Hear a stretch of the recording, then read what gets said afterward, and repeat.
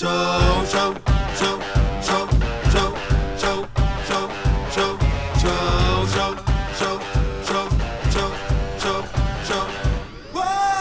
¿qué tal a todos? Bienvenidos, este es el show de superhábitos.com.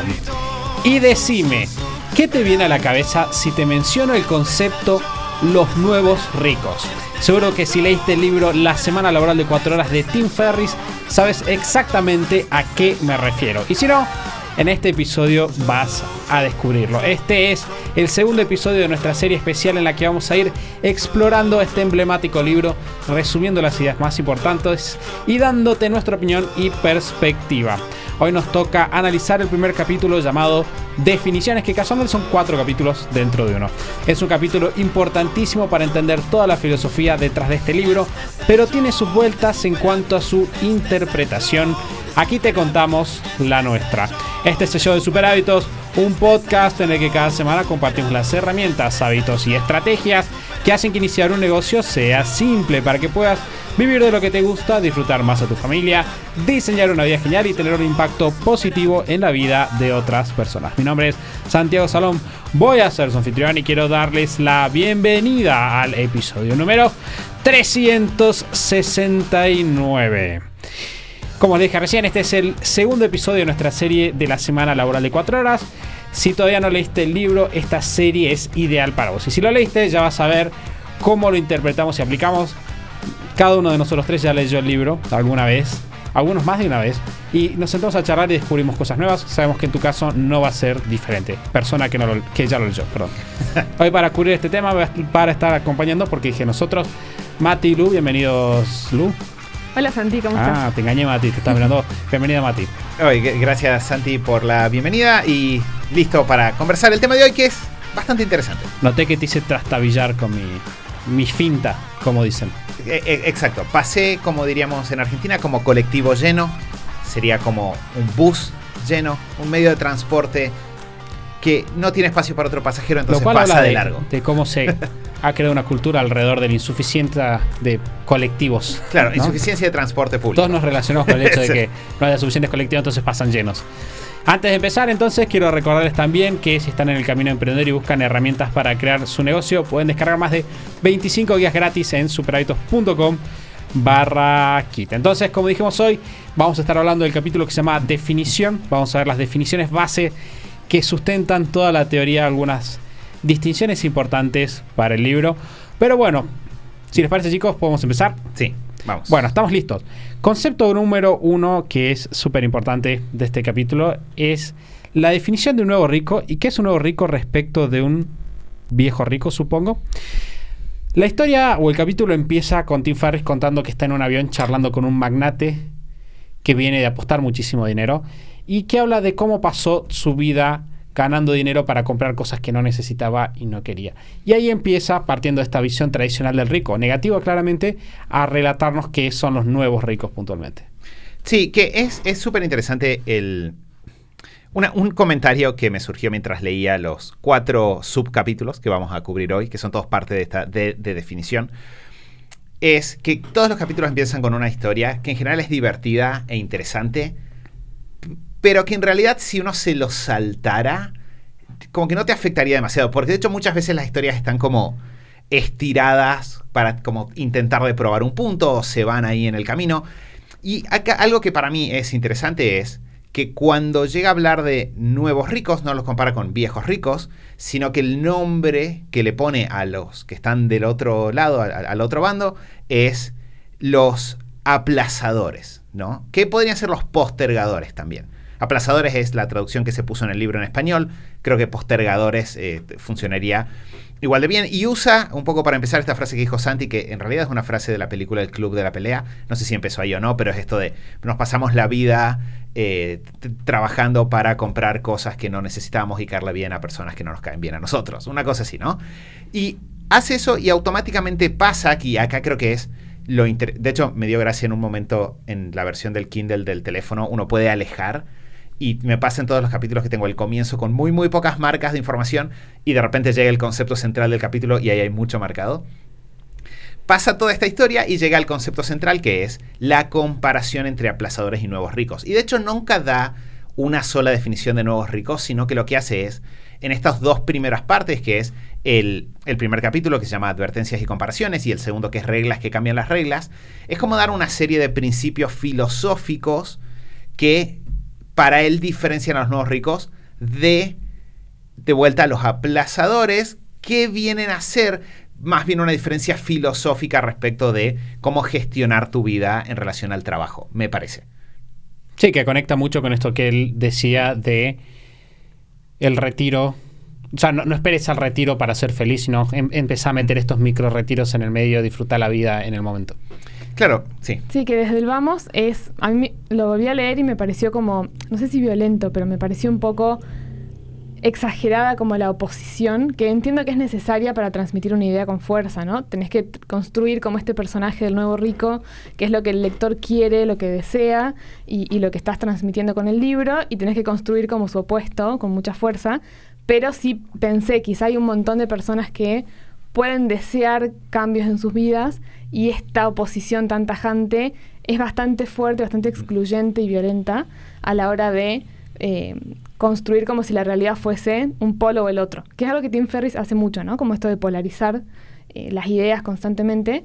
A mí me pareció muy fuerte, se entiende la idea, pero me pareció bastante fuerte, como de repente, quizá en el pasado cuando lo leí antes, podía como tener esta cosa más aspiracional, ¿no? Con esta idea del nuevo rico, que como te la plantea, y tal vez, depende en qué momento de la vida lo leas, lo podés llegar a sentir como no sentirte identificado ni con uno ni con otro.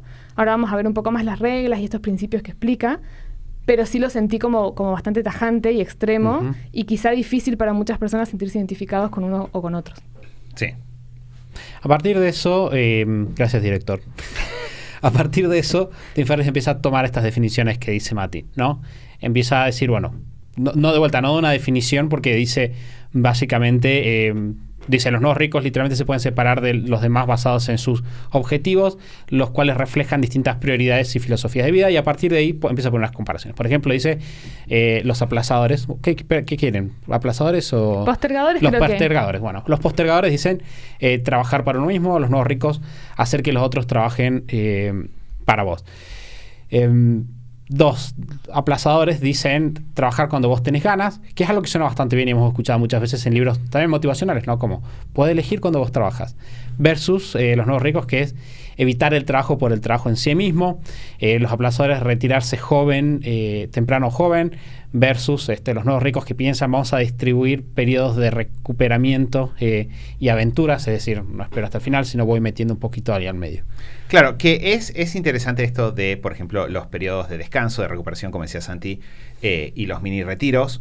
Y esa creo que es una idea muy innovadora, por lo menos cuando yo lo leí, de la semana laboral de 4 horas. De estos tres primeros, a mí me pasó. El de trabajar para vos mismo o que otros trabajen para vos, siento que está puesto como muy simple, y siempre como que me generó un poco de ruido, porque no cumple con lo que nosotros siempre hablamos, ¿no? De si todo el mundo hiciera esto, el sistema no funcionaría.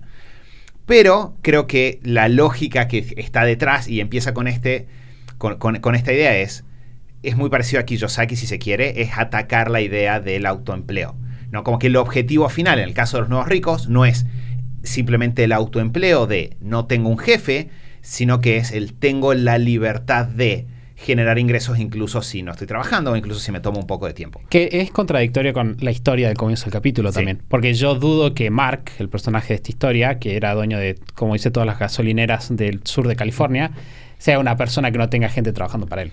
Claro, exacto. Y de hecho es uno de los puntos, para mí lo más interesante de los nuevos ricos es el planteo de tenés una filosofía de vida clara que no implica dejar todo lo que es disfrute para el final o para un momento indeterminado en el futuro, y que no le da a lo material un rol de fin, sino que le da un rol de medio. Yo creo que ahí tenés el punto central para mí de la filosofía. Y sí, que de hecho, eso sí está bueno que menciona que esto no se aplica solamente a dueños de negocio, sino que lo que está detrás es esto, es como la mentalidad, la forma de encarar los objetivos que tenés, y que sea, o sea, que lo que vos decidas, como decía en el capítulo anterior, puede ser que quieras viajar, pero no es necesario, puede ser que quieras, no es que hay una regla de qué tenés que hacer si sos un nuevo rico, pero sí está como elemento común, más allá de si sos empleado o no, o dueño de negocio o no, esto de tengo una filosofía clara, tengo objetivos claros, tengo prioridades claras, que no son el dinero en sí mismo y no son el retiro en el futuro. Bueno, que de hecho el libro prevé el caso de que seas un nuevo rico que implementa todo el sistema trabajando en relación de dependencia. ¿No? Que eso acá no está tocado, pero es una de las posibilidades que él menciona. Sí, bueno, él dice él menciona el ejemplo como es el empleado que hackea todo para viajar 3 semanas sin ser detectado, claro, etcétera. Y es interesante lo que ustedes dos dicen porque se correlaciona mucho con los puntos que siguen, ¿no? A partir de ahí dice, dice, por ejemplo, compara, ¿no? No ser el dueño, no ser el jefe en vez del empleado, sino ser el estar a cargo. Y dice, los nuevos ricos en realidad no quieren ser ni el jefe ni el empleado, solamente quieren ser los dueños. Y después habla un par de cosas filosóficas, ¿no? Comprar todas las cosas que quieres tener, eso sería lo que dirían los postergadores, ahí está. Versus los nuevos ricos que piensan hacer todas las cosas que querés hacer y ser todas las cosas que vos querés ser. Fíjense cómo saca un poco el objeto ahí. De hecho, abajo continúa. En el caso de los postergadores dice hacer un montón de dinero. En el caso de los no ricos dice hacer un montón de dinero con objetivos específicos y definidos y sueños que vos estás buscando que incluyan fechas en tiempo y pasos. Bien, saca un poco esta idea de, ok, posterguemos, simplemente tengamos este deseo genérico de ganemos dinero, sino vamos a definir cuál es el objetivo que tenemos, qué es lo que genuinamente es importante para nosotros y asignarle recursos a eso. De hecho dice abajo, que es mucho más genérico, como para aclarar, esto no se refiere solo al dinero, sino a la vida en general. Dice, en el caso de los postergadores, tener más. En el caso, así dice, literalmente, para los que no leyeron el libro, dice, tener más. En el caso de los nuevos ricos sería tener más calidad y menos lío. Clutter, menos lío podría ser una forma de traducirlo. O acumulación, claro. Que es muy interesante para mí. De vuelta, a partir de ahí, yo siento que una de las cosas complejas de esta primera parte, porque después también pasa como a las reglas de los nuevos ricos y vuelve a pasar lo mismo, es como que hay varios puntos que creo que son contradictorios con otras cosas que el mismo libro dice después, o que son frases muy amplias, muy genéricas, que al final cuando uno dice voy a tomar este principio y lo voy a accionar, en realidad son o muy difíciles de accionar o en realidad no es un camino para nada claro. Pero sí es muy importante, y yo recuerdo cuando leí el libro la primera vez, entonces hay mucho de acá que si uno, no digo que te lo saltes, pero que si uno no se engancha no pasa nada, pero sí creo que dos puntos centrales que están en esta parte es, siempre el dinero es un medio para, y yo diseño, o sea, y el trabajo es un medio para también. Entonces mi vida va más allá. Hablamos un poco de esto la vez pasada, pero esto de la visión, la misión, los diferentes roles, el mirar la vida como algo que excede a simplemente el trabajo o al tener cosas, eso combinado con no se trata de ser la persona que tiene $1 millón, sino conseguir el estilo de vida que $1 millón te da o que uno asume que te da, eso para mí sí es un cambio de paradigma muy, muy fuerte. Porque es verdad de que cuando uno mira la forma tradicional de hacer las cosas, está muy enfocada en un plan de, bueno, algún día al final del camino hay una recompensa y en el medio los premios no son de disfrute personal o de realización personal, sino de compré esto, cambié el auto, como todas cosas materiales. Y ese sí creo que es un gran aporte que hace la semana laboral de 4 horas, el mover el foco a poner al negocio o el trabajo que hacemos como emprendedores o como diseñadores de estilo de vida, si no lo hacemos en un negocio, en función de otras metas personales que están más allá. Bueno, de hecho, a partir de ahí, los últimos 2 puntos, o definiciones, igual después comenta 10 reglas de los nuevos ricos, pero los últimos 2 puntos de este apartado son que los postergadores buscan una gran recompensa, ya sea vender tu empresa, tener una adquisición, retirarte o cualquier otro tipo de, él dice, olla de oro al final del arco iris, versus los no ricos que piensan en generarse un flujo de caja primero para el día a día. Bien, de hecho, Tim Ferriss hace mucho eso. En vez de, no vamos a buscar generar $8 millones de acá a 20, 30 años, sino lo que vamos a hacer es cómo podemos generar $1,000 por día, $5,000 por mes, etcétera, ¿no? Como mucho más bajado ahora. Y después dice, los postergadores finalmente son tener libertad para no hacer lo que a vos no te gusta versus una vuelta de rosca. Tener la libertad, en el caso de los ricos, para hacer lo que no te gusta, pero también tener la libertad de resolución para perseguir tus sueños sin volver a caer en trabajar por trabajar, que de vuelta es algo que él rechaza. Terminado estas reglas o estas diferenciaciones, pasa un concepto que me parece central y que explica, de vuelta, se mete bastante en la parte práctica de cómo convertirte en un nuevo rico, ¿no? Y empieza, obviamente, en el estilo del libro hablando de viajé por los Andes, estuve en los mejores viñedos del mundo. Me dice todas estas cosas súper geniales y todo eso me costó 1/3 o menos de lo que me sale vivir normalmente donde estoy. Básicamente no es la matemática, pero ese es el concepto. Y a partir de ahí introduce una frase clave que dice: el dinero se multiplica, básicamente. Bien, en la práctica, el valor del dinero depende de cuántas Ws podés controlar, que en nuestro caso serían cuántas Q o C, digamos, ¿no? Dice, si puedes controlar qué haces, cuándo lo haces, dónde lo haces y con quién lo haces, eso multiplica el valor de tu dinero. Que es un concepto que hablamos un poco en el episodio de hecho nos adelantamos en el episodio de la semana pasada. Estuvimos mencionando esto de cómo el dinero tiene un valor incremental en relación al nivel de libertad que uno maneja, ¿no? Que dimos el ejemplo de puedo ir al cine o puedo viajar más días y puedo elegir la fecha en la que viajo. Que es un concepto que, de vuelta, él lo menciona acá, lo va a retomar bastante más adelante en el libro, creo que en la L, que va a ser el último capítulo, cuando él habla de liberación, empieza a utilizar mucho de estrategias para viajar. Un detalle que tenemos que tener en cuenta acá, aquellos que estamos en América Latina, es muchas de las estrategias que él menciona son donde yo vivo es caro, si me voy a un país más barato, multiplico el valor de mi dinero. Que yo recuerdo cuando leí el libro, es como que te pone una situación compleja cuando vos sentís que estás a la inversa, ¿no? Porque de repente la persona que está en Estados Unidos, cuyos costos mensuales son, no sé, $10,000 por mes, obviamente se puede ir a muchos países de América Latina y construir un estilo de vida mucho más lujoso por la misma cantidad de dinero. No es que el concepto no se pueda aplicar, pero creo que una advertencia válida para todas las personas que lo están leyendo es lo mismo que con muchos otros libros. Cuando tomamos un libro que viene de una realidad diferente, hay que masticarlo un poco más para llegar al punto en el cual el concepto te resulta útil, porque en el caso de ellos es bastante directo. De hecho, conozco bastantes personas en la vida real que lo han hecho, de simplemente me mudo del país en el que estoy a un país más barato y mi problema se resuelve porque mi dinero se multiplica. Vamos a ver que eso implica algunos desafíos extra para quienes estamos en países que no es tan claro que sean el más caro en el mundo o en nuestra región, pero igual la idea es válida porque se puede aplicar dentro de estas situaciones y eso es importante mantenerlo presente para quienes se desesperancen pensándolo, como me pasó a mí la primera vez que lo leí. No, incluso me acuerdo cuando lo leímos la primera vez y lo empezamos a aplicar, quizá lo podés aplicar en cosas chiquititas, como por ejemplo recuerdo esto que vos mencionaste en el episodio anterior, de no sé, ir al cine un día a la mañana o días en los que no el día que va más gente y de repente la experiencia es diferente y no todo el mundo lo puede hacer, porque si vos estás trabajando y aplicando estos principios o adoptando esta mentalidad, puedes disfrutar de ese tipo de cosas en el día a día.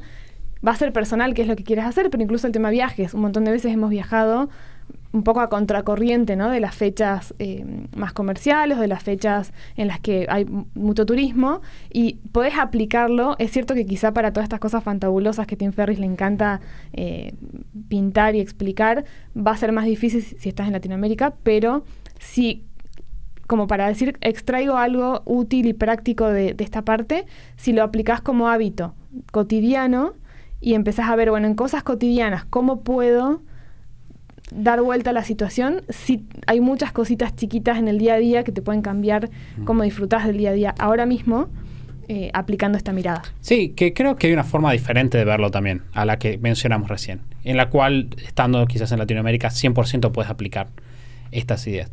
Porque, de vuelta, hay cosas que no vas a poder aplicar. Acá más adelante, llegando al final del capítulo, redondea un poco los conceptos y pone 2 casos. Uno, el de la familia que viaja por el mundo en bote, y el del chico de 18 años que tiene un Lamborghini y gana la medalla de oro en las Olimpiadas. Básicamente, una situación bastante particular. Pero, si vos lo pensás de otra manera, el principio se mantiene. De hecho, exacto, si nosotros si vos analizás tu día a día, el hecho de poder decir lo que se va a ir el miércoles a la mañana al cine, te hace más barato. Pero incluso si vos decís, porque lo que él te está diciendo es, separar tu ingreso de tu locación te permite tener un estilo de vida mejor. Lo cual significa que si vos, por ejemplo, ganas dinero en Estados Unidos y te vas a vivir a Tailandia, probablemente vas a estar súper bien. Pero significa también que si vos vivís en Argentina y vos ganas dinero en Estados Unidos, vas a vivir muy bien también.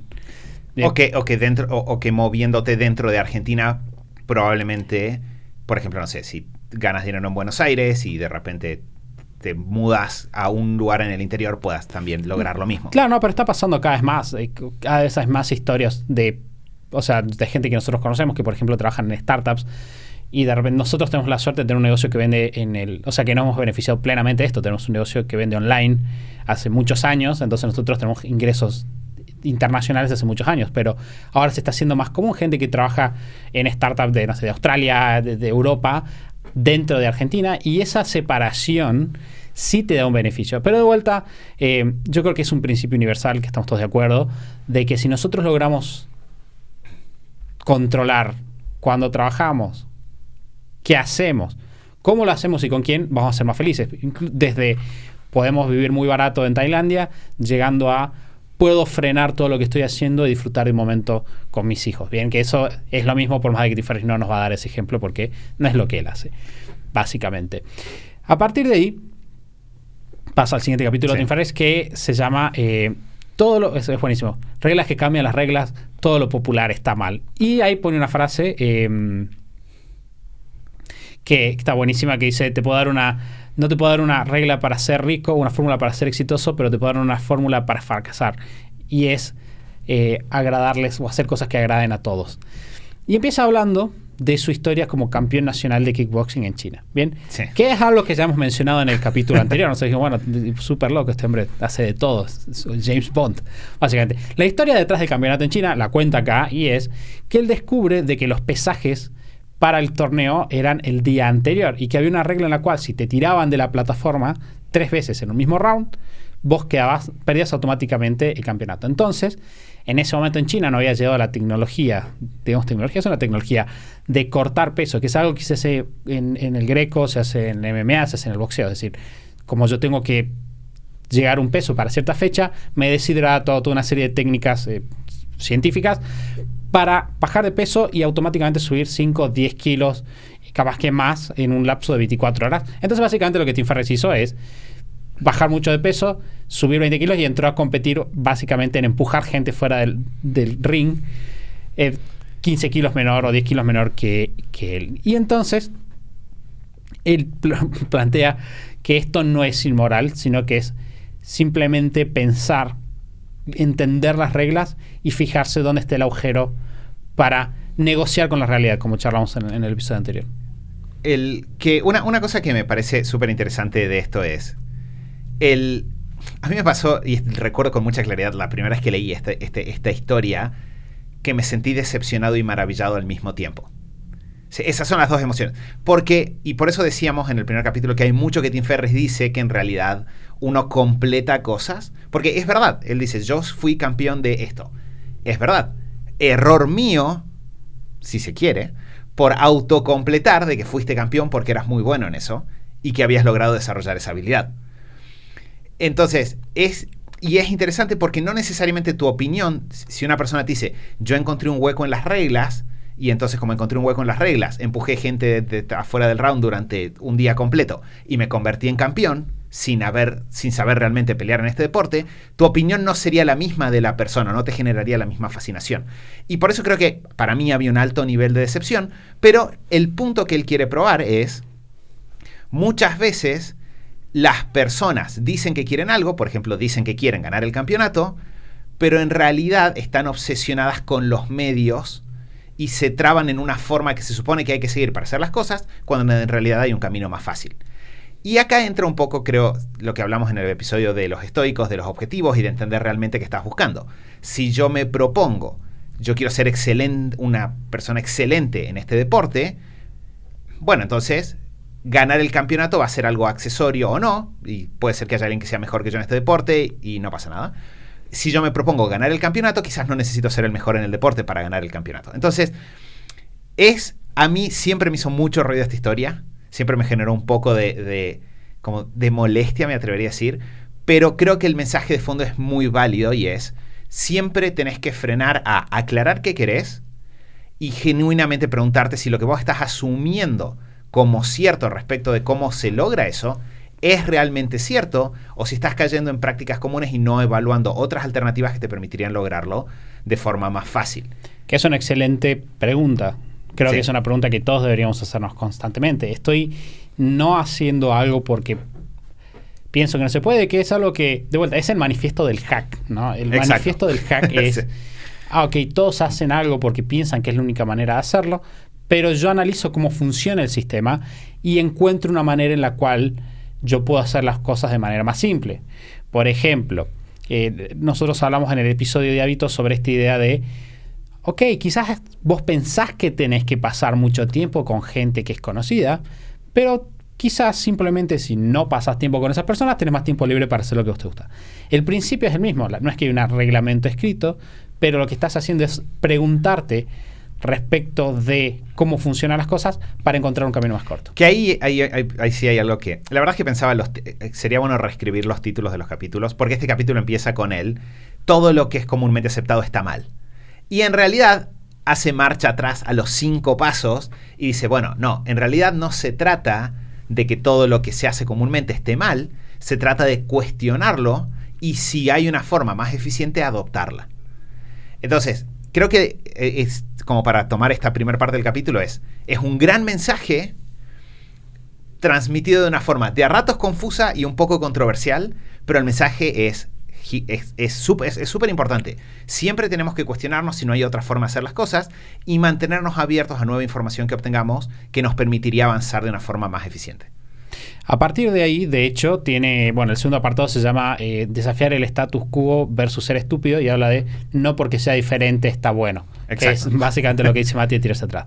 Y a partir de ahí empieza a comentar una serie de reglas que son claves para diferenciar y que tenemos que mantener a lo largo del libro, a lo largo de la lectura. La primera de esas reglas es el retiro es simplemente como un seguro contra el peor escenario posible. Bien, el retiro no debería ser nuestro objetivo. Yo creo que el retiro es el objetivo de mucha gente. A partir de ahí tiene toda esta parte de que parte de la base de que el interés y la energía son cíclicos. Bien, que eso tiene mucho que ver con lo que decíamos hace rato de Tim Ferriss. Dice, bueno, yo voy a partir de la base de que en realidad, no sé, no existe una pasión para siempre, sino que vos vas a hacer lo que sea más divertido para vos, que vamos a meternos en eso más adelante. Entonces dice, bueno, necesitamos tener estos mini retirements. Sí que, perdón, en ese punto, justo esos 2 primeros puntos como que yo marqué ahí unas cositas que no me cerraban del todo. En el primer Quiero punto, hablar con el gerente. Quiero hablar con el señor Tim. En el primer punto me pareció interesante como y muy debatible la idea esta de los años dorados que él habla, porque, o sea, me parece bien el planteo de no postergar las cosas para el futuro y dejarlo para más adelante y demás, pero me parece como que hay que tomar con pinzas esa idea de los años dorados, como te plantea, ¿no? Como no lo postergues, hacerlo ahora porque estos son los años dorados. Y es como que quizá no es ni una cosa ni la otra, ¿no? Me parece que está bueno plantearlo como no postergues, si lo puedes hacer ahora y puedes diseñar tu vida como querés según las cosas que te importan ahora, pero también está diciéndote como con el subtítulo de más adelante no vas a estar bien o no vas a poder hacer cosas que disfrutes, y creo que por lo menos para las cosas que uno, no sé si en todos los países será igual, pero a mí me remitió mucho esta idea como de la vejez, ¿no? De la adultez como algo malo, como una etapa de la vida pasiva y negativa, y tampoco creo que, o sea, obviamente, si tu objetivo es retirarte a los 60 y estás postergando cosas que te harían feliz ahora, está bueno que lo reveas. Tener hijos, por ejemplo. Por ejemplo, clave. Pero incluso si aplicás las reglas de los nuevos ricos, si diseñas tu estilo de vida ahora, si pones mini retiros y momentos de descanso y momentos de actividad y disfrute y demás, eso no quiere decir que tengas que hacerlo a los 30 porque a los 50 ya no vas a poder, porque ya no va a ser la edad de oro. Me parece que eso no está, como que ese mensaje no está bueno, y sí está bueno el mensaje de hacelo porque hace a lo que a vos te importa, a tu misión, a tu visión, a lo que para vos es realización personal y te hace bien y puedes aportar al mundo, y que sea hasta el tiempo que quieras que sea y que pueda ser, pero no determinado por si hay años dorados o no hay años dorados. Eso me parecía súper debatible. No lo había pensado, pero me parece súper interesante. Obviamente le habla a jóvenes, muy jóvenes, ¿no? O sea, es Tim Ferriss de 25 años hablándole a jóvenes quizás similares a él. Entonces, es esta cosa de aprovechar ahora porque después se te va a pasar el momento. Sí, que claro, quizás yo creo que el foco está puesto ahí porque si vos lees, él habla de los años más capaces físicamente y es cierto, pero siempre tenés otra forma de disfrutarlo, más madura. Pero de vuelta, yo creo que va un poco, no me quiero meter en la parte de qué es la felicidad, porque él habla de eso más adelante lo vamos a hablar dentro de este episodio, así que quédense con nosotros. Hablar un poco de la felicidad y creo que es el mismo enfoque el que él toma para pensarlo. A partir de ahí viene la regla número 3, que me parece que es bastante poco discutible a esta altura del libro, y es menos no es vagancia, sería la traducción. Bien, y eso es bastante interesante porque muchas personas, él habló hace un ratito del trabajo por el trabajo en sí mismo. Y es muy interesante descubrirse uno mismo, me he descubierto, trabajando porque te sentís mal por no trabajar. Y porque sentís que está mal no trabajar. Es un paradigma muy propio de la clase media, ¿no? Tus padres trabajaban y si vos no estabas trabajando era como, ¿qué estás haciendo? De hecho, este se me dando vueltas que dice, no sé, generación anterior, vamos a trabajar para que nuestros hijos tengan una vida fácil. Y dice, hijos, tienen una vida fácil. Y está sorprendido, ¿no? Nosotros tenemos esa idea de que tenemos que trabajar. Entonces, ahí viene una idea clave que es trabajar menos no está mal y es algo que es noble buscar, que es una aclaración que está bastante buena. El punto 4, interrúmpame igual, si en algún momento... Sí, yo creo que yo marqué los 3 primeros, los puse en verde, porque creo que son 3 puntos que es válido incorporar. No había pensado esto que dijo Lu, que me parece interesante, de no descartar, lo voy a hacer ahora porque después no voy a poder, sino entender de que simplemente aprovechar toda la vida, no solo el final. Pero me parece que está hasta ahí 100% de acuerdo. Bien, el punto número 4 es nunca va a ser el momento correcto. Que eso es bastante importante. Y yo creo que acá voy a hacer un momento de apreciación a Tim, por poner eso allá afuera. Dice, algún día es una enfermedad que se lleva los sueños de las personas o se lleva tus sueños con vos a tu tumba, básicamente. Y es una forma de empujarnos un poquito a tomar acción. Bien, no va a haber un momento perfecto para empezar tu negocio, no va a haber un momento perfecto para empezar a diseñar tu estilo de vida, para decir qué es lo que vos querés hacer. Y creo que esa es una pausa bastante buena. Yo ahí tengo una nota, porque a mí ese me hizo bastante ruido cuando lo leí, pero lo que me hizo ruido fue... Yo creo que lo que dice Santi es 100% cierto. De vuelta, lo dijimos desde el episodio 1. Esto se trata de separar y analizar. Es cierto que el momento nunca va a ser el momento correcto, pero de a ratos para mí Tim Ferriss cae como nunca va a ser el momento correcto, hacelo y corregí en el camino. De hecho, creo que en un momento pone esa frase como, hacelo y corregilo mientras avanzás. Y lo mismo dice después, ya vamos a hablar del ejercicio del tema de los miedos que viene más adelante. Y creo que hay que entender de que el momento nunca sea el correcto no significa que eso sea una excusa para hacer cualquier cosa en el momento que se te ocurre. Sí, que de hecho también anoté unas cosas también en este punto y en el de...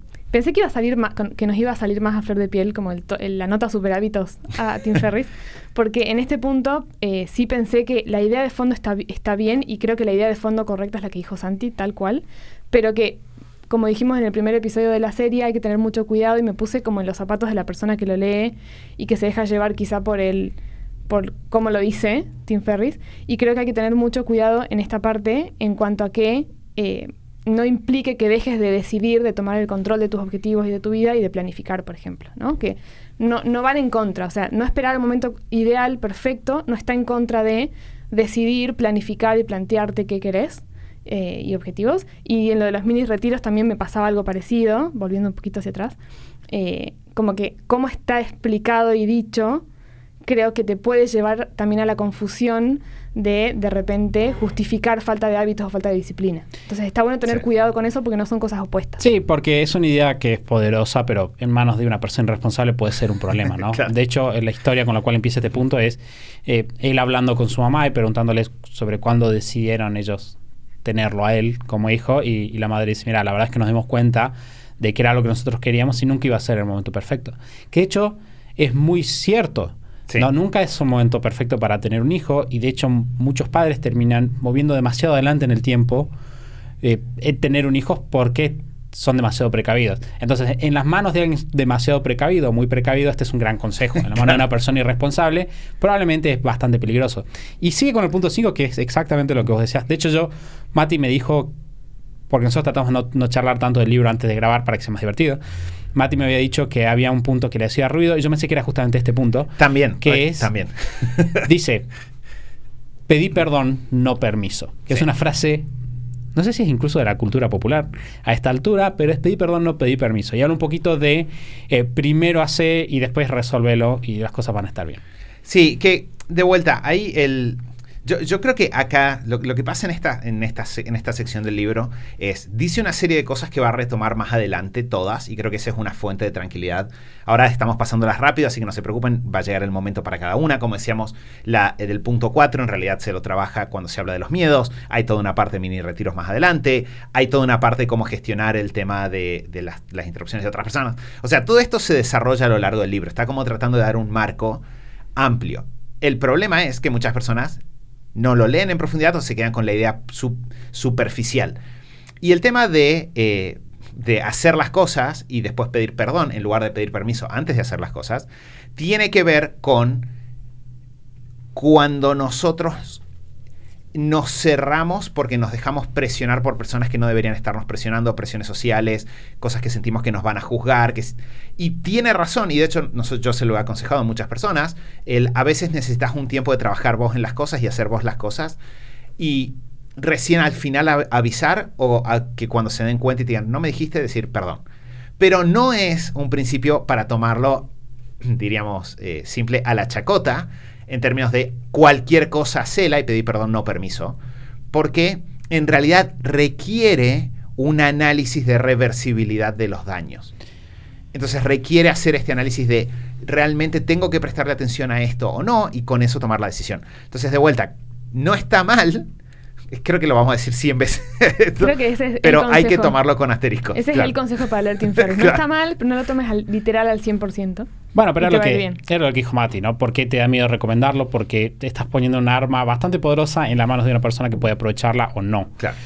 A partir de ahí tiene un punto que es el punto número 6, que es, de vuelta, son dos ideas bastante grandes, además, bastante interesantes de conversar y filosóficamente curiosas, ¿no? Muy de criterio. Por ejemplo, el punto número 6 es enfócate en tus fortalezas y no en tus debilidades. Que de hecho hay una frase de Maxwell en un libro en el cual te dice, pulí tus monedas de oro, no, por más que pases años puliendo tus monedas de bronce, nunca van a ser tus monedas de bronce. Y creo, claro, de oro, perdón. Es una gran duda, no sé la verdad. Es como que en algún punto siento, o de mi experiencia trabajando en productividad, es como que hay ciertas cosas que necesitas pulir para tener nivel base, pero al mismo tiempo es verdad, si vos pensás en la chispa, que es un gran consejo también enfocarte en las cosas súper importantes. Quizás, y que eso es mejor, ¿no? Quizás es un muy buen consejo si estás empezando algo o estás arrancando a meterte como en estas ideas, pero creo que la clave es lo que dijiste recién. Después de experimentar muchas cosas, o de implementar esto, de implementar otras cosas, de avanzar, no sé, con un negocio o en la vida misma, contrastarlo con la realidad hace que veas los grises y veas que no es ni un extremo ni el otro. Entonces, de repente, para este consejo puntual, quizás si estás empezando, es un buen consejo el enfócate en sacar adelante lo que quieras sacar adelante a partir de tus fortalezas que ya las tenés, ¿no? Y que son únicas y demás, pero después en la práctica de la vida, avanzando o con tu negocio, se vuelve necesario para poder seguir mejorando, para poder seguir creciendo, para poder alcanzar los objetivos personales también, frenar un poquito en ajustar algunas cosas que son nuestras debilidades. Quizás eso, como si lo aplicás al comienzo, es más útil y después sí es importante frenar. Que yo lo que anoté es, como que creo que el punto central es importante el autoconocimiento, y siempre que puedas avanzar, o sea, siempre que rumbo para un objetivo puedas avanzar capitalizando sobre cosas que ya tenés o habilidades en las que tenés facilidad, hacelo. A veces te va a pasar, y ahí creo que entra esto que decís vos, que es no caer en la complacencia de que hay cosas que queremos lograr, que vemos que sería bueno, que no se nos dan fáciles, pero que para nosotros valen ese trabajo extra. Entonces, sí creo que, por ejemplo, si estás hablando, ¿qué le vamos a decir a alguien que está por elegir un negocio? bueno, si podés elegir un negocio que ya conecte con un lugar a donde vos tenés cosas para aportar, este proceso va a ser más rápido. Ahora, eso es porque para un objetivo que es lograr un negocio, jugar sobre fortaleza siempre va a ser mejor. Si yo estoy en una situación de, no sé, en mi relación con mi pareja y hay un aspecto de la relación que necesito trabajar y la única forma es pasar tiempo puliendo algo que tengo que no es bueno, no está mal hacerlo. Entonces, creo que esa es la lógica. Siempre que puedas, jugale a las fortalezas, porque eso va a permitirte resultados más rápido. A partir de ahí, mencionan los últimos 4 puntos que están todos bastante relacionados. Los voy a leer rápidamente para que los charlemos a los 4 juntos. Bien, el primero es, todas las cosas en exceso se convierten en lo opuesto. Y pone una serie de frases que me encantaron, siempre me gustaron, desde la primera vez que lo leí. Dice, los pacifistas se vuelven militantes, los luchadores de la libertad se transforman en tiranos, las bendiciones se transforman en maldiciones, la ayuda se transforma en una no ayuda, básicamente, y mucho se transforma en poco. Entonces dice, punto número 1, las cosas en exceso son su opuesto. Entonces el diseño y estilo de vida no se trata de tener exceso de tiempo ni de dinero, porque los dos son malos. Después dice, el dinero en sí mismo no es la solución, ¿no? Tenemos que alejarnos de esta idea de si tuviera más dinero las cosas se solucionarían. Tercer punto, punto número 9 es, el ingreso relativo es más importante que el ingreso absoluto. Y ahí habla un poco de que no se trata tanto de cuánto dinero ganas en suma total, sino de cuánto dinero ganas respecto a lo que estás dando a cambio en términos de tiempo, por ejemplo. Y finalmente habla de que no estamos buscando eliminar el estrés completamente, sino buscar el estrés positivo. Bien, que se relaciona mucho con este punto del exceso de tiempo, ¿no? Si yo tengo demasiado tiempo, eventualmente eso que era buenísimo, cuando no tenía tiempo se transforma en un problema. De hecho, nosotros lo hemos visto muchísimas veces, gente que, ok, ahora trabajo en mi casa y pasan a estar en crisis. Bueno, pasó el año pasado un montón de gente, ahora que lo pienso. No, queríamos estar en nuestra casa y de repente estuvimos tanto en nuestra casa que ahora odiamos estar en nuestra casa. Entonces, maneja estos 4 puntos que hablan un poco de romper nociones comunes respecto de la abundancia y del dinero y del tiempo. Sí, que es súper interesante en la parte del estrés, cuando habla del efecto que nos genera el estrés. Cuando dice que el estrés malo lo que te genera es falta de confianza, mucha autocrítica negativa, como todas esas cuestiones en las que uno puede caer por el estrés negativo, y habla del estrés positivo como el que te impulsa a crecer, ¿no? Entonces, que eso sí creo que está bueno y que quizá este punto salva muchas de las cosas que dice antes muy livianas, porque no te está diciendo quédate en tus fortalezas, que es como más cómodo, sino que te está diciendo jugar a tus fortalezas, hacer todas estas cuestiones y ponete en situación de el estrés positivo, que es el que te va a impulsar, el que te va a desafiar, el que te va a llevar a crecer. Si no, vas a estar como en un limbo en el cual no vas nunca a avanzar porque no vas a estar sometido a ningún tipo de desafío. Que creo que hay 2 conceptos ahí. El tema de la riqueza absoluta versus riqueza relativa, ese es un concepto clave. O sea, yo creo que el entender que no es solo cuánto dinero generas, sino la relación ingresos-horas. De hecho, nosotros lo hemos incorporado en Superhábitos, lo usamos cuando hacemos revisiones, miramos también la cantidad de horas y le recomendamos a las personas con las que trabajamos siempre no te propongas solo cuánto querés ganar, también fíjate cuántas horas querés trabajar, revisa cómo está la relación entre esas cosas. Entonces creo que esa es una idea clave. A mí con la del estrés, yo también cuando lo leí la primera vez me sorprendió, me fascinó. Sí creo que está bueno cruzarlo con lo que hablábamos en el episodio pasado de esto que dijo Tim Ferriss de la salud mental, porque creo que uno muchas veces puede, en nombre de, esto es estrés del bueno porque estoy creciendo, empezar a justificar sobreexigencia y no darte cuenta hasta que te sentís mal o hasta que ya estás muy mal, ¿no? Entonces, me parece interesante esto de entender de que la incomodidad no es mala. De hecho, de vuelta es un concepto que va a surgir un montón a lo largo del libro. La incomodidad no es mala, es buena, tiene que ver con el crecimiento. No tenemos que dejar que eso se convierta en una exigencia que vaya por encima de este principio base de nosotros mantenernos saludables. Bueno, de hecho, en una entrevista que le hacen a Tim Ferriss, en realidad no es una entrevista, es una preguntas y respuestas, básicamente. Una persona le pregunta que creo que lo charlamos incluso en el podcast porque me llamó mucho la atención. Le preguntan, muchas personas muy exitosas hablan de que si tuvieran que volver a sus 20 serían menos exigentes consigo mismas, que ese es como un arrepentimiento porque igual o sea, nada, que eso sería lo que eran diferentes. Y esta persona le pregunta, bueno, pero el hecho de que vos hayas sido súper hiper exigente con vos no te hizo ser quien vos sos ahora.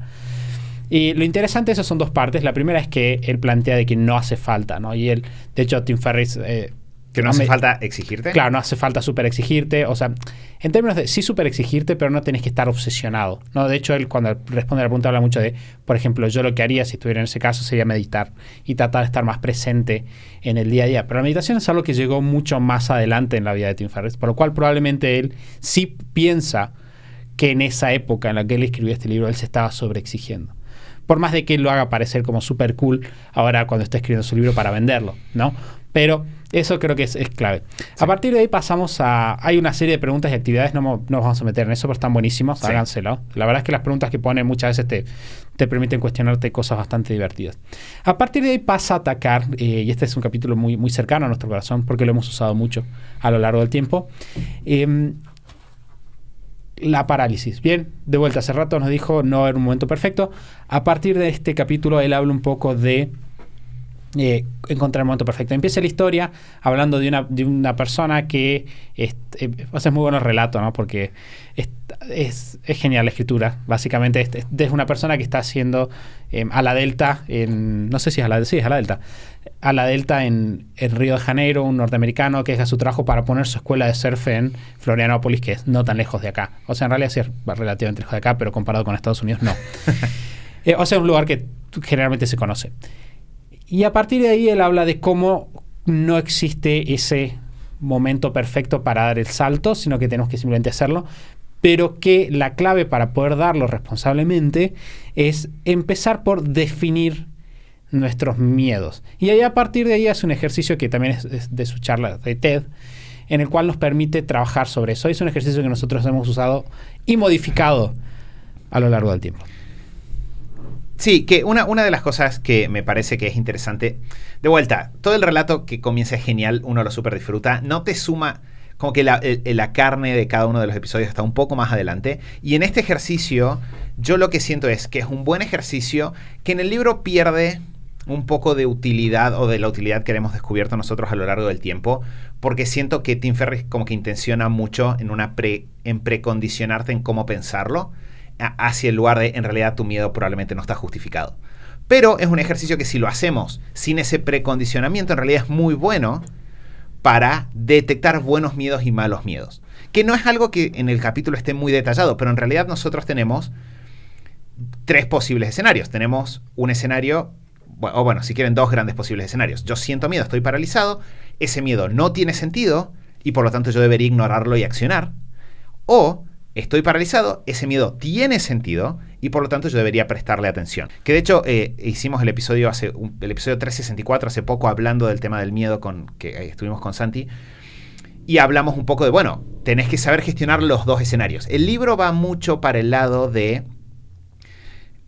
por qué es posible que tengas que ignorar el miedo que te está paralizando ahora. Y yo creo que un problema de este capítulo, si quieren ahora hablamos del ejercicio en sí, es que llega el ejercicio del miedo antes de que vos definas un objetivo o antes de que haya una acción que hacer.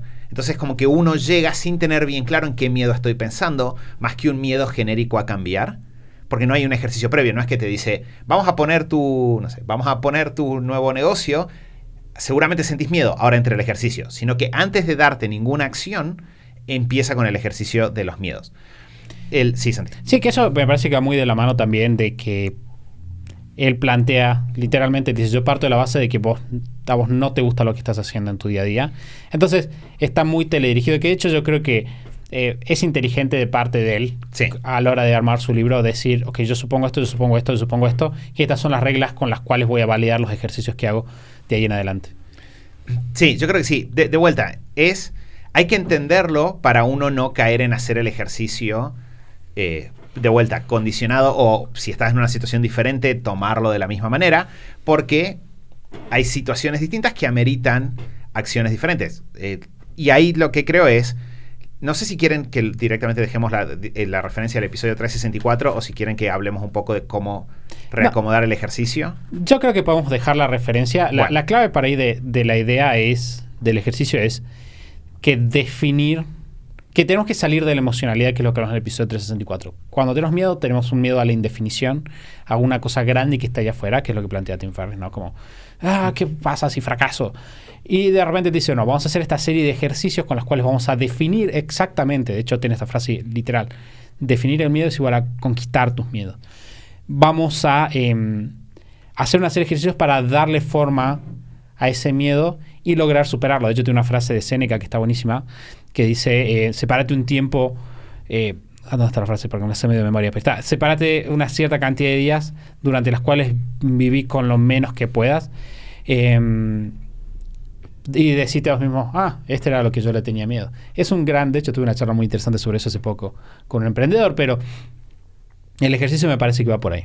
Sí, de hecho, cuando arranca a hablar del tema de los miedos también dice, ¿no? Como en general, en la mayoría de los casos, ese escenario como al que le tememos, como de qué es lo peor que podría pasar, nunca es tan malo, ¿no? Como lo es en nuestra mente. Y es clave esto que dijo Santi, como el miedo como emoción, entender que existe para algo, que si aparece frente a, no sé, quiero empezar un negocio, quiero cambiar mi estilo de vida, quiero cambiar mi vida laboral, etcétera, el miedo aparece y no hay que tenerlo, como dice Tim Ferriss, como una excusa para no accionar, sino que tenés que usar estas herramientas, el ejercicio que te deja él o el que le dejamos nosotros mejorado en el episodio del miedo, tenerlo a mano para no paralizarte, para no caer en la inacción, ¿no? A raíz de esta emoción, y usarla. O sea, eso creo que está bueno del ejercicio, que es no omitirlo, porque tampoco se trata de hacer como que no existe, hacerme el valiente que no tengo miedo y le doy para adelante con todo, a las patadas, sino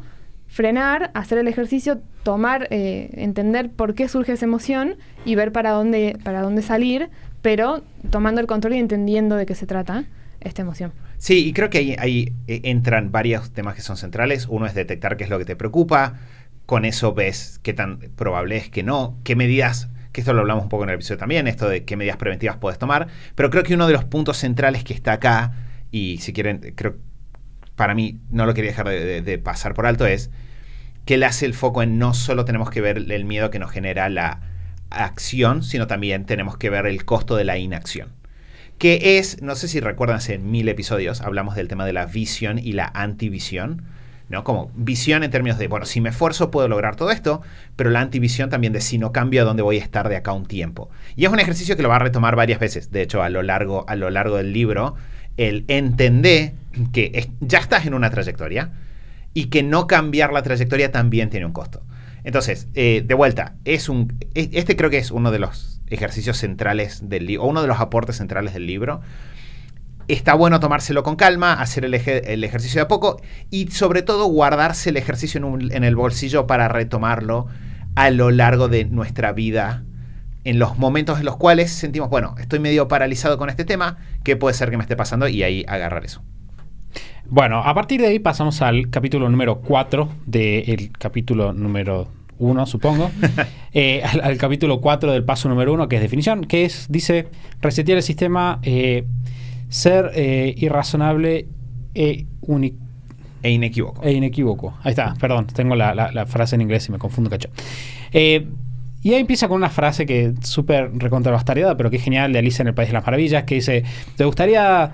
le pregunta al gato, ¿me podrías decir para qué camino debería ir a partir de aquí? El gato le dice, bueno, eso depende de dónde quieres llegar. Y ella dice, la verdad es que no tengo idea. Y el gato dice, entonces no importa para qué lado vayas.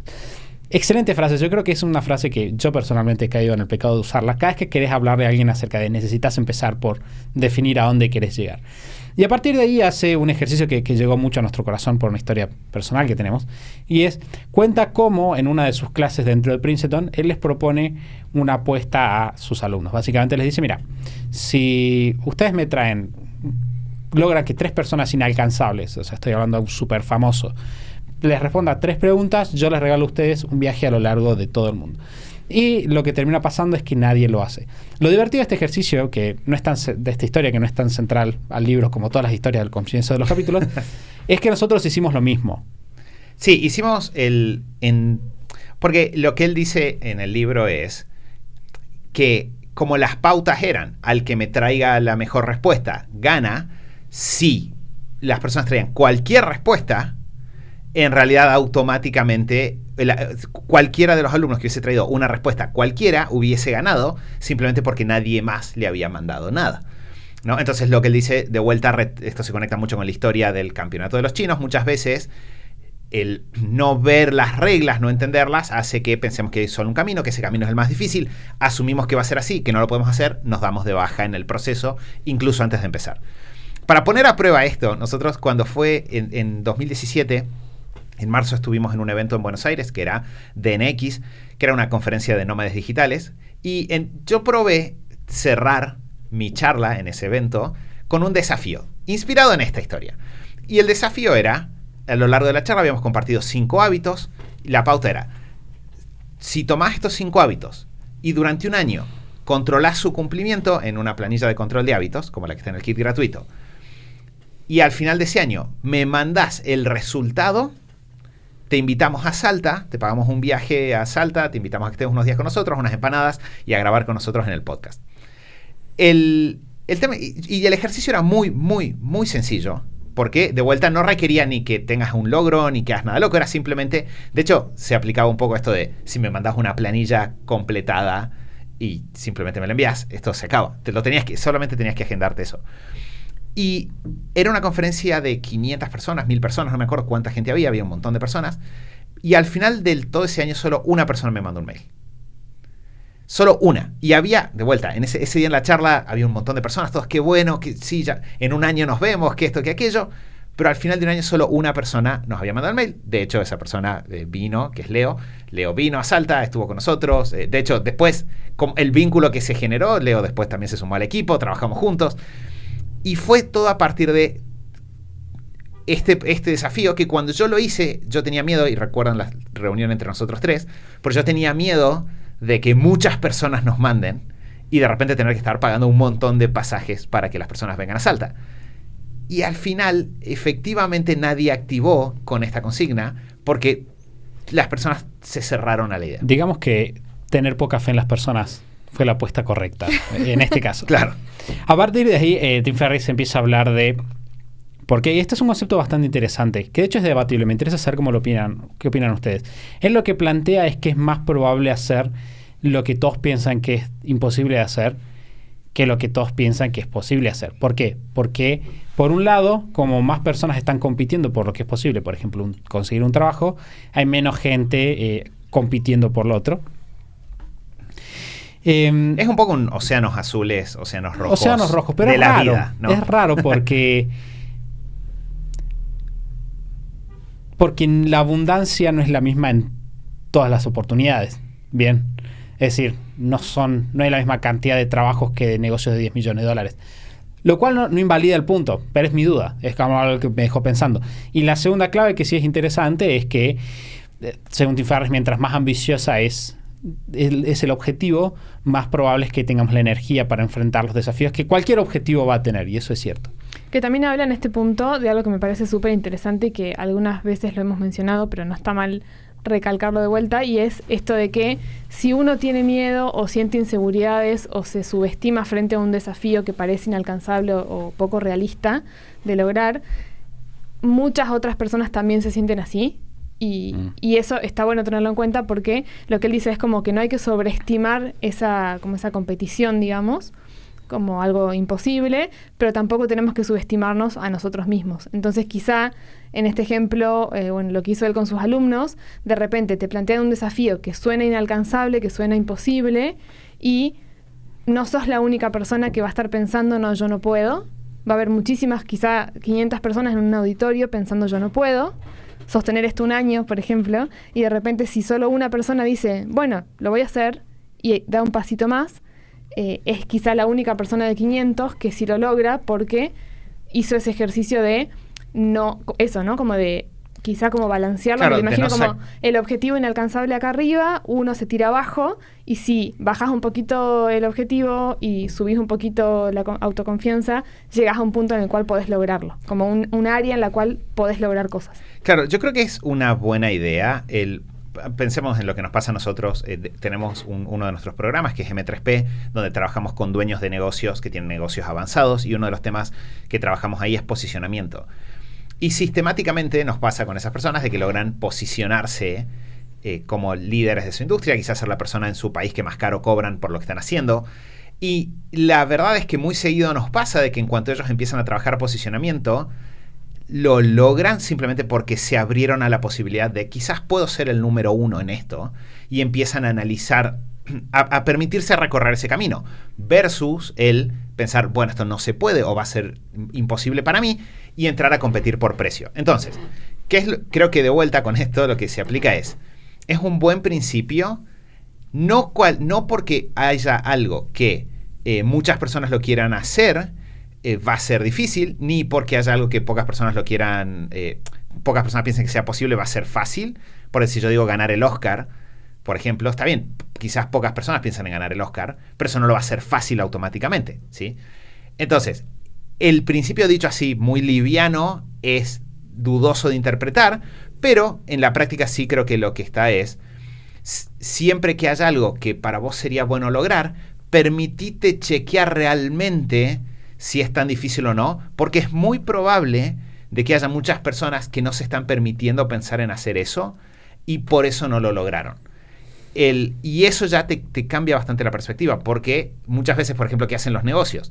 No, yo no voy a poder ser el número 1 en posicionamiento, así que mejor compito por precio. Entonces hay 1000 negocios compitiendo por precio, que se vuelve mucho más difícil ser el líder por precio que hacer algo que se percibe como más difícil, pero que en realidad es más fácil, que es trabajar, no sé si más fácil, pero que es posible, que es trabajar tu posicionamiento. Sí, o definitivamente es menos sufrido. Claro, eso exacto. Lo sabemos. Que incluso ser líder en precios, un líder real en precios, implica una total disrupción con lo que se supone que se puede hacer. Claro. Lo cual también es bastante interesante porque terminás no siendo líder en precios, terminás cobrando barato y teniendo un mal negocio. Es básicamente. Y es interesante lo que dice Lu de la inseguridad también, ¿no? Muchas veces partimos de la base de que, o sea, la frase literal dice, si te sentís inseguro, adivina qué. El resto del mundo también está inseguro. No subestimes la competencia y te subestimes a vos mismo. Sos mejor de lo que pensás. Gracias, Tim. Una frase bastante interesante. De hecho, me hizo acordar cuando la leía en una experiencia que fue bastante divertida cuando nosotros estábamos recién empezando a emprender. Y era un emprendedor que estaba medio a la par nuestra y me acuerdo que me decía, es obvio que te va a ir bien. Yo estoy seguro que te va a ir bien. Yo te veo a vos y los veo a ustedes, a nosotros, super hábitos, y es obvio que les va a ir bien, es obvio que la van a romper. Y yo le decía, bueno, para mí no es tan claro. Yo adentro no estoy tan seguro de que la voy a romper. Y llamativamente con el tiempo los roles se revirtieron y este emprendedor, que era una persona muy capaz, estaba con un proyecto nuevo. Y yo le dije, yo te veo a vos y para mí es muy claro que te va a ir bien. Y dijo, bueno, pero yo no sé si me va a ir bien. O sea, bueno, es muy divertido ver cómo a veces esa inseguridad, obviamente suponiendo que la persona honestamente te está diciendo que le parece que te va bien, en mi caso era cierto, supongo que en el caso de él también, es muy difícil a veces dentro de tu propio lugar darte cuenta de lo capaz que sos. O no dudar, porque vos tenés gran ignorancia de los defectos de los demás y tenés completa conocimiento de tus propios defectos. Entonces, saber balancear esa autoestima me parece algo que es divertido. De vuelta es medio lateral al libro, pero vale la pena. A partir de ahí, Tim Ferriss pasa a hablar en otro pasaje que también es súper interesante y es, tenemos que definir qué es lo que nosotros queremos. Bien, el primer paso, como decía la frase de Alicia en El País de las Maravillas, es conseguir, o sea, si no sabemos a dónde vamos, difícilmente vamos a poder determinar cuál es el camino a hacerlo, menos aún el camino más inteligente, que es un poco de lo que se trata este libro. Y hace una definición que me parece súper divertida y quiero saber qué piensa Lu, que es la siguiente. Dice, cuando vos le preguntás a la mayor parte de las personas qué es lo que vos buscás o cuál es el beneficio de conseguir esto que vos querés conseguir, es felicidad. Sin embargo, dice Tim, yo pienso que eso ya no es una buena respuesta. ¿Por qué? Porque me doy cuenta que es un concepto bastante ambiguo. Bien, lo que yo pienso que la gente quiere en realidad, y es un poco no lo dice literalmente, pero es un poco lo que hace, es decir, yo creo que no tenemos que buscar la felicidad, sino que tenemos que buscar el excitement. Mati, ¿cuál sería la mejor definición de excitement? Creo que sería como que te emociona, que es excitante, básicamente. Claro, que te resulta excitante. Claro, porque él dice, la gente piensa que lo contrario a la felicidad es la tristeza, pero en realidad lo contrario a la felicidad es el aburrimiento. La primera vez que leí eso, me voló la cabeza. De hecho, me pareció súper interesante como concepto. Y dice entonces, si lo contrario a la felicidad no es la tristeza, sino el aburrimiento, lo que tenemos que buscar es el excitement. Tenemos que buscar estas cosas que son excitantes para nosotros. Mucho también apoyándose en otras ideas que menciono antes, que es, yo parto de la base de que puede cambiar lo que vos querés y no te va a apasionar siempre. Entonces vas a tener una cuestión cíclica de ahora me gusta mucho hacer esto, después me gusta mucho hacer lo otro. Entonces enfócate buscando esas cosas, en buscar constantemente esas cosas que te mantienen vivo de alguna manera. Sí, yo creo que es una idea interesante. O sea, no creo que esté de vuelta como... Voy a ser súper reiterativa, pero no creo que esté mal en sí misma, porque es verdad que felicidad y tristeza quizá no son opuestos, sino que es parte de, ¿no? Como como matices de la vida y bla, bla, bla. Y quizás sí es cierto que si uno no se siente realizado, ¿cómo se evidencia eso en el día a día? Estoy aburrido, ¿no? Que de hecho en la guía de planificación anual, y creo que lo hemos visto también en ejercicios de Scott Dinsmore hace mucho tiempo, esta pregunta que está bueno hacerse cada tanto de me sentí aburrido últimamente, está buena como síntoma, ¿no? Como para detectar si estás haciendo cosas que te entusiasman, que te emocionan en el día a día, si estás yendo por un camino que está bueno, que te hace feliz, que te hace sentir realizado. Creo que está buena la idea, pero creo que es una de esas ideas que es súper peligroso entender mal o tomar mal, porque tenemos como esta idea superficial de perseguir la felicidad, que es como muy amplia y muy abstracta, y tenemos esta idea como de perseguir lo que te divierta, perseguir lo que te entusiasme, que lleva, y lo hemos visto y lo vemos constantemente en emprendedores, en emprendedoras, en personas que nos preguntan cosas en Superhábitos, que es como el saltar todo el tiempo de una cosa a otra porque me deja de divertir, porque me deja de entusiasmar, porque ya no me llena, porque no me genera felicidad, ¿no? Y confundir quizá la felicidad, que Stephen Covey tendría mucho para decir al respecto del concepto de felicidad. Sí, de hecho la definición de felicidad en los 7 hábitos es completamente opuesta.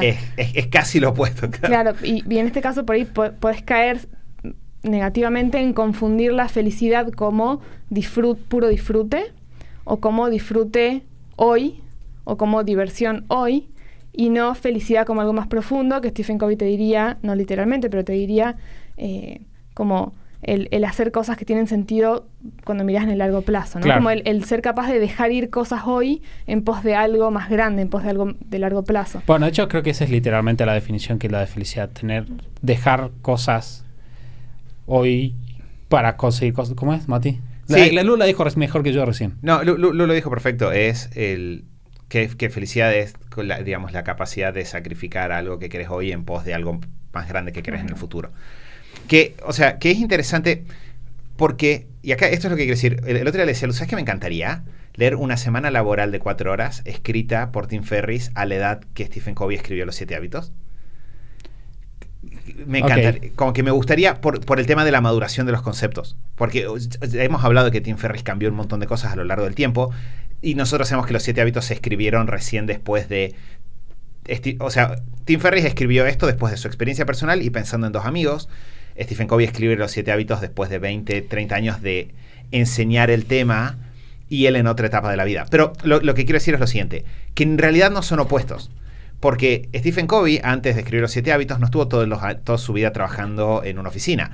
Viajó como voluntario, estuvo en un montón de países, se fue unos años a Hawái a escribir su libro, viajaba, se iba de pesca, hacía un montón de cosas. Entonces, no es que Stephen Covey estaba atrapado en un camino de, bueno, la felicidad va a llegar en 50 años. O el sacrificio como algo negativo, como soy infeliz hasta que soy feliz en el futuro. Ni tampoco es que Tim Ferriss, a pesar de que lo dice en el libro, porque en varias partes dice como yo no planifico en el largo plazo, no pienso en el largo plazo, pero en realidad es un maestro de la estrategia y de la ejecución de largo plazo Tim Ferriss también. Y de hecho sus inversiones, cuando él pensó las inversiones que estuvimos hablando el otro día y las buenas inversiones que hizo, él tenía una mirada de largo plazo, no estaba solo pensando en qué me divierte esta semana. Entonces yo lo que creo es que la forma de armonizar esto sin que se vuelva como un dilema filosófico muy grande, para mí, esto lo estaba pensando si yo estoy leyendo este libro y cómo lo aplico es, digamos, entender en la construcción de tus objetivos la idea de misión y de visión, y que en la misión y la visión vas a integrar muchos roles. Parte de estar bien a nivel personal es constantemente estar aprendiendo cosas nuevas y probando cosas nuevas y desarrollándote. Y hay constantemente un juego entre el corto plazo y en el largo plazo. Y no tenés que elegir uno o el otro. Yo creo que también lo que pasa es que son distintos tipos de enseñanza. Eso me parece que es clave. También. Muchas veces uno como educador trata de cubrir todos los escenarios posibles. Y eso es algo que nosotros hacemos en los cursos, porque de vuelta, el otro día estaba en una sesión de mentoría y le decía, me preguntaban sobre armar conceptos y enseñar, y yo le decía, muchas veces los emprendedores tienen sus experiencias personales y enseñan sus experiencias personales como pensando que eso se va a aplicar a todo el mundo. Y cuando vos querés ser un educador de verdad, vos tenés que pensar, ok, en todos los escenarios, ¿cómo se ve esto? Bien, ok, en este caso, y en este caso, y en este otro caso, y si llega esta persona, ¿cuáles son los escenarios que estoy cubriendo? ¿Cuáles son los que no? Y Tim Ferriss en este caso está diciendo algo que está muy bueno para un par de escenarios. Lo que dice Stephen Covey está bueno para todos los escenarios. Exacto. Es diferente, está madurado diferente. Por ejemplo, esta idea de lo que te divierte es muy parecida a la idea de el exceso de tiempo que vimos hace un ratito. ¿Qué pasa? Es súper tóxico para las personas que tienen exceso de tiempo o que se aburren estar solas, así como es tóxico para las personas no tener relaciones con otros. El exceso de tiempo es tóxico. Y lo que te está diciendo es lo contrario a estar, o sea, una forma muy rápida de dejar de sentirte vacío, de dejar de sentirte triste, es hacer cosas que realmente te gustan. Entonces, para la persona que cumple con todos estos prebases que Tim Ferriss dijo, que tiene un trabajo que no le gusta, que está aburrida, que se siente mal, de repente simplemente enfocarte en rápidamente hacer algo que te divierte, tiene sentido. Después pensamos qué va a pasar. Entonces, después charlamos como de acá 7, 8, 10, 2, 3 años, 5 años, si te sentís vacío. Que yo creo que es lo que Stephen Covey sí contempla en su libro. Entonces, para mí creo que muchas cosas de las que dice Tim Ferriss es como que él se toma la libertad de tirarlas. Sí. Porque son muy buenas ideas que las tira, pero no contempla necesariamente todos los escenarios en los cuales eso no se aplica. De hecho, fíjense, hubo muchas cosas que dijimos, por ejemplo, lo de no es nunca el momento correcto. Bueno, o sea, sí, está bien la frase, si vos sos responsable, pero si vos no sos responsable, en realidad puede ser peligroso. Bueno, yo creo que acá se aplica más o menos lo mismo. Y llegando al final, porque está viendo, vamos a 1 hora y cuarto de episodio, que es excesivamente más de lo que normalmente vamos. El final del capítulo 4 de la parte 1 termina en definir un poco qué es esto que queremos conseguir. Bien, esta cosa que nos excita. Maneja un par de conceptos que están buenísimos, como la del pelado en el BMW, que está buenísima, vamos a dejarla ahí para que lo lean. Pero quiero saber, en el caso de ustedes dos, cuáles son algunos highlights, algunas cosas que les llamaron particularmente la atención de esta parte final del capítulo. Una cosa que a mí me parece que es muy interesante, hay un ejercicio que no sé bien cómo está la traducción en español, pero es básicamente hacer una línea de tiempo para tus sueños, como pensar cómo accionar los sueños. Creo que eso está muy bien. Él en un momento dice, de vuelta, frase marketinera, yo no creo en los objetivos, por eso hacemos esto. Pero en realidad, o sea, el objetivo acompañado de planificación es exactamente lo que él está diciendo. En realidad no es nada tan distinto, es simplemente es como una forma distinta, una nueva palabra para decir algo que ya existe.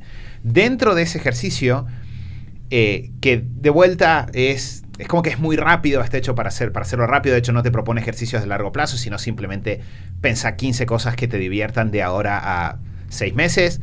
Habla de muchos plazos, habla de 3 meses, 6 meses y de 12. Yo creo que 6 es el ideal para lo que él está planteando. Entonces te dice, pensá estas 15 cosas, elegí 4, vamos para adelante, ¿no? Es como, y eso me parece muy interesante, Santi, no lo pensaste, que lo dijiste recién, es un buen ejercicio de arranque rápido. ¿No? Si llevo mucho tiempo estancado y quiero arrancar rápido, bueno, este es un buen ejercicio. No creo que sea un buen ejercicio para máximos resultados o avance de largo plazo, pero sí es verdad que si arrancas rápido y te pones en movimiento, es mejor que seguir quieto, y entiendo que ese es el objetivo. Y creo que, sumándole unos puntos a Tim en este punto, creo que cómo está estructurado ese paso a paso al final sí está bueno para condensar todas las ideas que viene tirando en el capítulo previamente, con sus vacíos incluso. Como que si haces el ejercicio, que de hecho no llegué a hacerlo, pero tengo ganas de ponerme a hacerlo de vuelta. Si lo haces, estás implementando lo más importante quizá que te dijo en el capítulo. Entonces creo que es súper rescatable el hecho de que te haya puesto, luego de tantas ideas, ¿no? Debatibles, te haya puesto como ejercicios paso a paso para que implementes y saques algo práctico de esto.